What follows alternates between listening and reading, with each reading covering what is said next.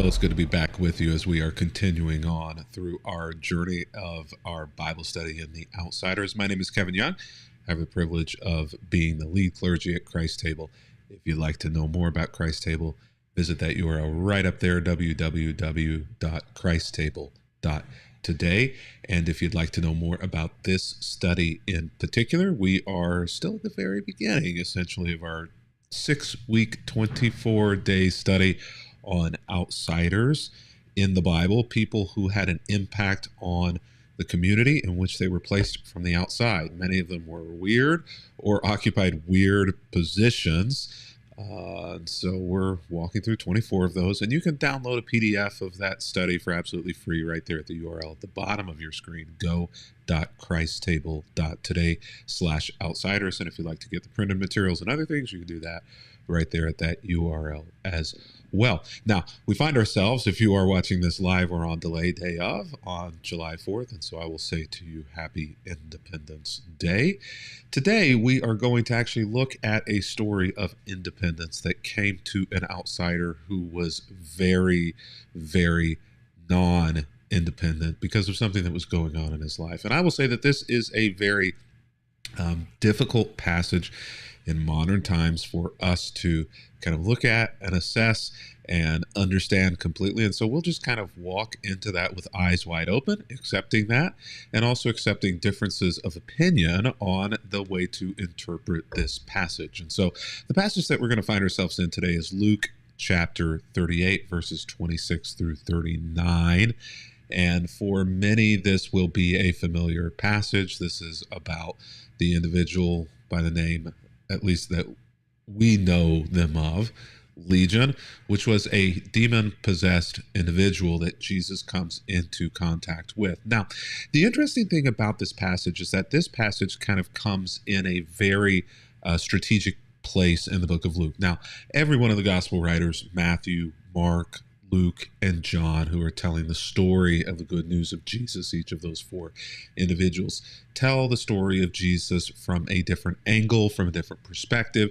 Sometimes they order things in different ways or include or exclude certain things intentionally in order to make the point to the people that they are writing to that they intend to make. And so Luke is one of those who is trying to kind of pull together this story of Jesus in a very strategic fashion in order to instruct Theophilus in kind of forming a wall of protection around what he believes, the truth that he's been taught as a child. But Luke kind of places things strategically. And so this story in Luke chapter 8 comes in the midst of three stories where Jesus is interacting in a very interesting way with things on the outside, not the inside. When we think of Jesus, we think of Jesus kind of coming to some of the language that's been used over years is to change your heart or save your soul or transform your inner self or to renew the mind. And all of these things are on the inside. But what we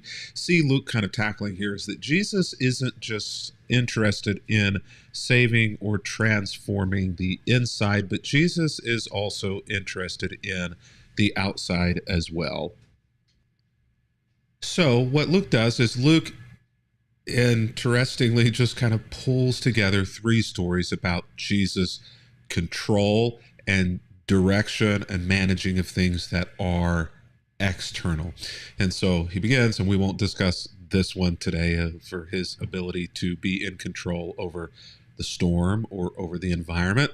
Then this one is sandwiched in the middle, Jesus' control over this demon-possessed individual. And then the third one, which we won't get to today either, is Jesus' kind of control over the flesh. And all three of these things are essentially outside spaces, not the inside person, but outside of the person, and that Jesus is also interested in ensuring that there is transformation that comes not just on the inside, but that there is transformation that comes on the outside as well.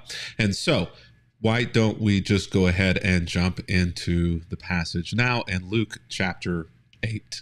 So they arrived, and they, being Jesus and the apostles, assumedly in the region of the Gerasenes, across the lake from Galilee. And so we're kind of outside of Jewish Israeli territory and seemingly in territory that is likely populated more by Gentiles, by outsiders. And so Jesus is physically in outside territory here. And as Jesus was climbing out of the boat, a man who was possessed by demons came out to meet him. For a long time he had been homeless, he'd been naked, living in the tombs outside of town. There was no home or place for him to go. If you were an outsider, if you were different, if you were weird, if you were possessed by something that was abnormal, there really was no ability or willingness or desire to find ways to include you. So you became necessarily excluded, an outsider.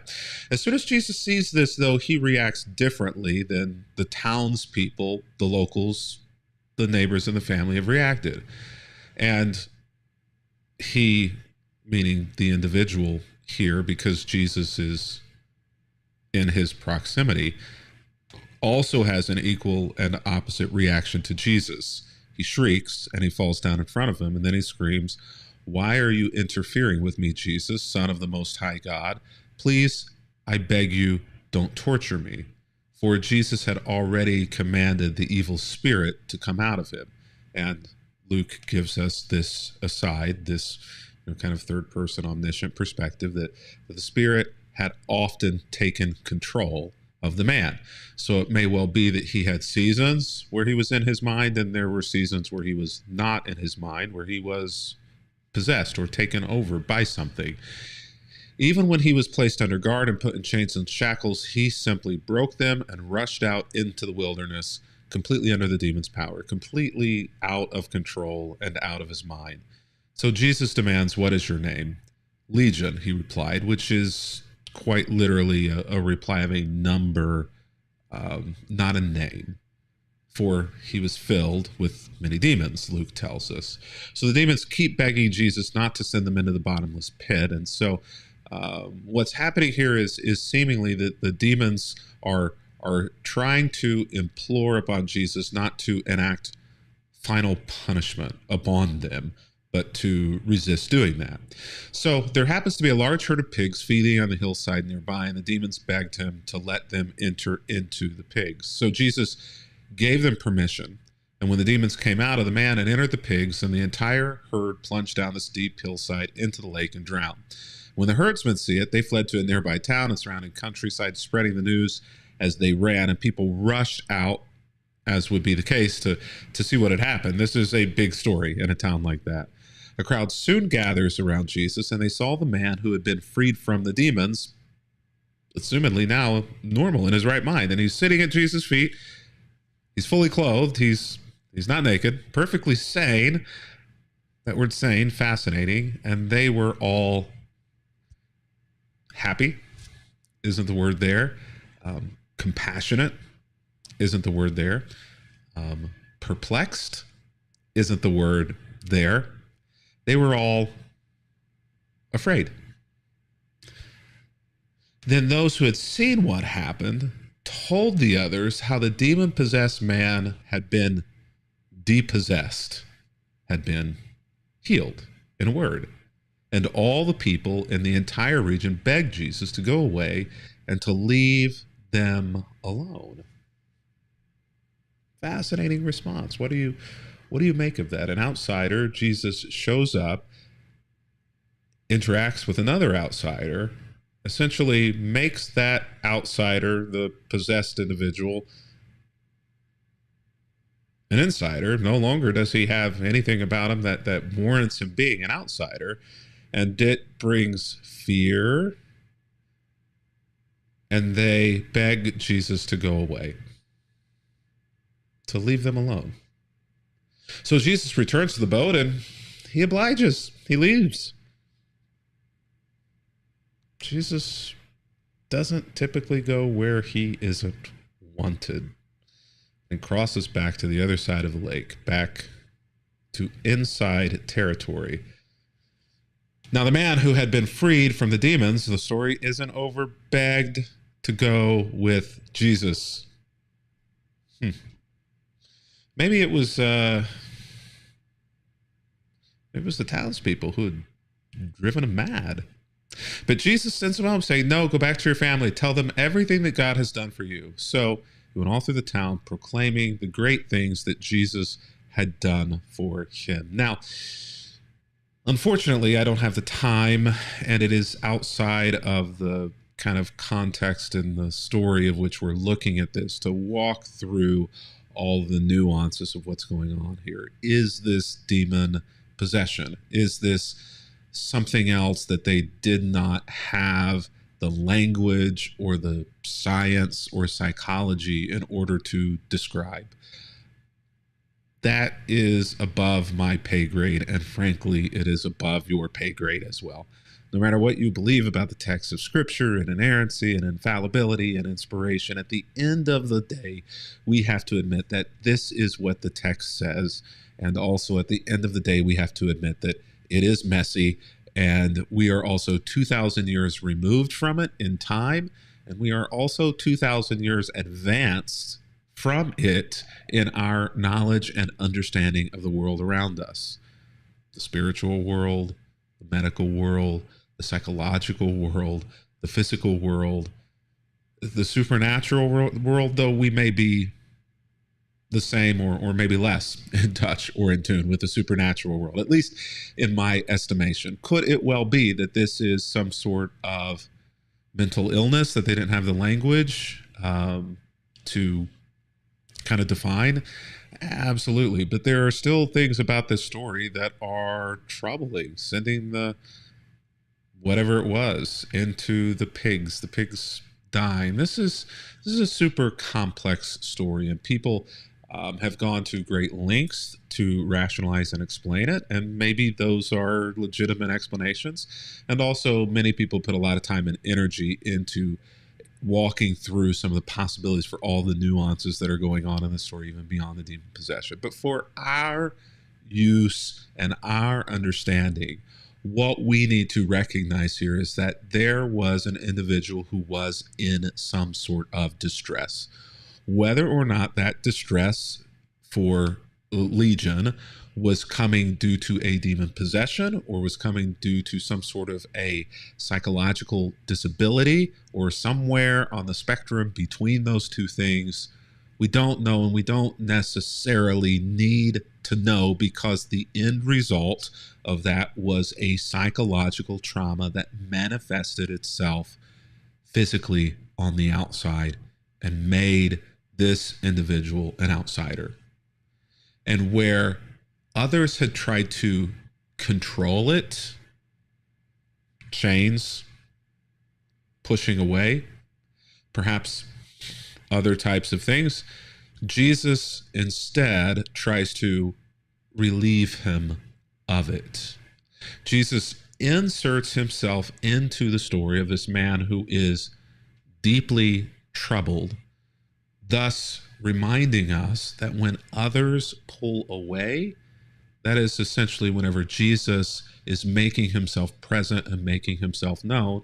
And I would suggest that as followers of Christ, Christian means little Christ. It means a follower of Christ, the way that those of us who identify in that way should also be doing the same as Jesus does, and inserting ourselves into the path of outsiders in order to show them the love and the help of Jesus Christ.